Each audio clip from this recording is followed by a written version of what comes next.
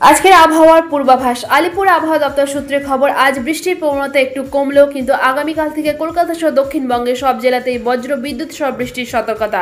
বজ্র বিদ্যুৎ সহ হালকা থেকে মাঝের বৃষ্টির সঙ্গে 30 থেকে 40 কিলোমিটার গতিবেগে দমকা ঝোড়ো বাতাস বইবে। উত্তর ও দক্ষিণ 24 পরগনা, পূর্ব পশ্চিম মেদিনীপুর, ঝাড়গ্রাম, পুরুলিয়া, বাঁকুড়া এই 7 জেলাতে বজ্র বিদ্যুৎ সহ বৃষ্টির সঙ্গে 40 থেকে 50 কিলোমিটার গতিবেগে দমকা বাতাস বইবে।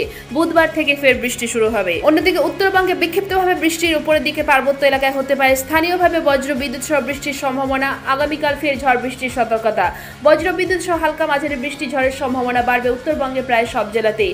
দার্জিলিং থেকে মালদা সব জেলায় কিছু অংশে বজ্র বিদ্যুৎ সহ হালকা মাঝারি বৃষ্টির সঙ্গে 30 থেকে 40 কিলোমিটার গতিবেগে দমকা ঝোড়ো বাতাস বইবে। কলকাতায় গতকাল রাতের তাপমাত্রা 25.4 ডিগ্রি থেকে বেড়ে 27.4 ডিগ্রি। গতকাল দিনের সর্বোচ্চ তাপমাত্রা 34.2 থেকে বেড়ে 36.2 ডিগ্রি। বাতাসে জলীয় বাষ্পের পরিমাণ বা আপেক্ষিক আর্দ্রতা 35 থেকে 91%।